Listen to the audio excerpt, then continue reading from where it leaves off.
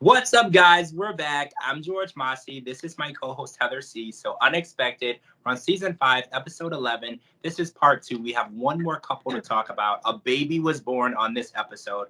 So we're going to talk about that birth and then some of the drama that happened before that. So 37 hours was the total number of hours that Kylan went through during this birth.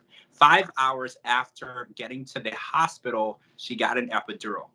And that was the best thing that could have happened. She was in so much pain. And then we actually learned that during the process, she was unable to push due to exhaustion, which is exactly what midwives try to warn Jason about.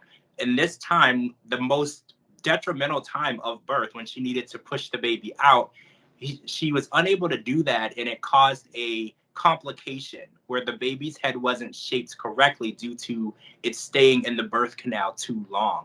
And I think this was something that Jason didn't fully understand, and they were trying to explain to him, and he wasn't able to get to the bottom of what they wanted him to know, because 37 hours is a long time for anyone to do anything. When people are professional sports players, they play sports for 2 or 3 hours max. When people go to the gym, 2 or 3 hours max. No one really goes through that type of physical exertion for 37 hours. No human body is meant to go through that rigorous activity. So we watched her mom, Marie, sit in the parking lot for 12 hours just to hear that Xavier was born. And it was so heartbreaking because we saw a phone call between Kylan and her mom, Marie, when Jason was no longer at the hospital, and she offered to come up and be supportive of Kylan and help her during the process.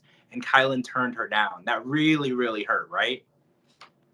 Okay, so I don't know why she didn't just go up there anyways. I mean, maybe there's reasons. Like, I don't know. Maybe there's like a COVID protocol. I'm not sure when this was filmed and, what the stipulations are. I mean, even though things are starting to get back to normal, I know hospitals and doctors' offices are still really, really cautious. So I don't know. Maybe there was like guidelines and rules with how many people were allowed there.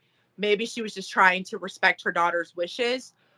But if you're a mother, the first thing that you want to do is make sure that your child is okay. You want to make sure that, is the baby okay? Is my kid okay? Whatever. So I don't know. I think if I was in that position, whether Kylan wanted me there or not, I would go up there and I would talk to the nurse one-on-one, say, okay, my daughter's a minor. I'm the parent. Is everything okay? At least get out the car, and see like what's going on. It's like there's such fear. There's fear. And I don't know I don't know like what's going on behind closed doors with this family, but it's like my heart hurts for them because here's the mom. All she wants is her daughter. Her husband is dying of COPD.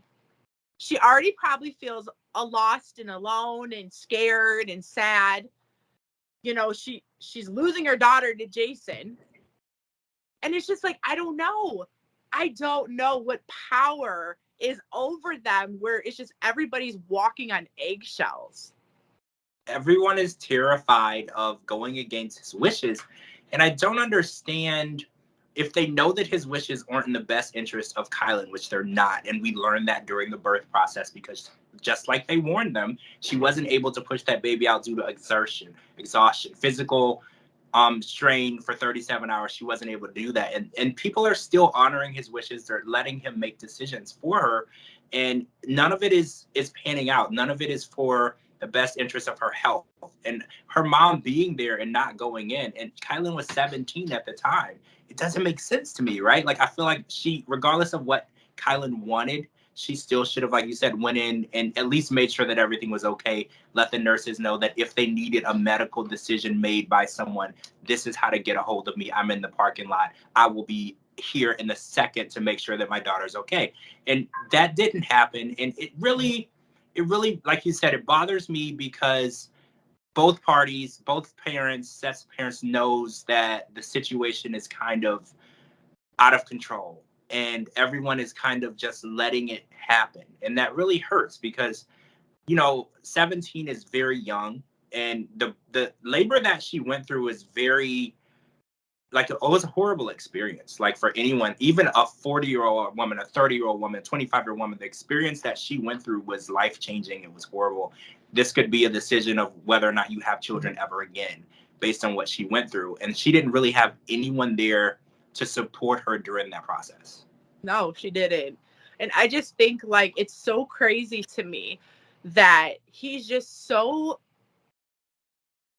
involved with himself and his emotions, and he thinks that he's doing right. He thinks that he is looking out for the best interest of his son and his girlfriend and everything, when really he's selfish. And the only person that his feelings and thoughts are affecting is himself. Just like, the producer asked, like, you say you're so against doing drugs. I see you outside vaping all the time. Like, contradiction much, and then, he's like, oh no, that's fine. You can go ahead and do that, but, just don't do fentanyl. And it's like, well, right. And no one was doing fentanyl. She was trying to get a stinking shot in her back so she could give birth to your son. She wasn't shooting heroin in the doctor's office. Like, thank you. He must have been absent in health class. He must have missed that day, because anybody in their right mind would be like, dude, they are not giving her anything that's going to hurt her or her baby. They don't want a lawsuit. They don't want your baby coming out with something wrong. Like, no, she is safe. If she's going to get harmed, it's going to be because of him. It's not going to be because of the doctor. I'm going to tell you that right now. She was in the best hands while being in that hospital, period. Absolutely. I agree 100%. Like, he was controlling what drugs she could have, and then he gets free reign on what drugs he can't have. And whew, it's just, I don't know how it to makes you really, upset. Yeah, it makes your blood boil, because the drugs that she needed are not only legal and permitted and healthy for her and her baby, but they're necessary. And the drugs that he allows himself to have are completely unnecessary. Like they're just recreational use, and they do nothing positive for your body. Exactly. So I'm just glad that Xavier is here and he's healthy and he's beautiful. So Xavier Tanner Michael Corpy, he was born August 22nd, 8 pounds, 1 ounce, 21 inches. Congratulations to Kylan. Congratulations to Jason as well. And congratulations to both sets of grandparents on this beautiful addition to your families. All of our love and support to all of you. And it was amazing watching your journey. And again, TLC has really shown us a really good picture into what this relationship is like. And I hope that people are able to watch this season and learn things and understand more of other people and what they may be going through. Jason, take this time and opportunity to put your child first.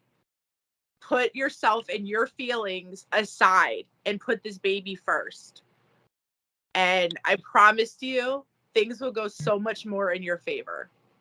And I really hope that having this baby grounds him and shows that you need to be a better person. You have to be there for your child. Your child comes first.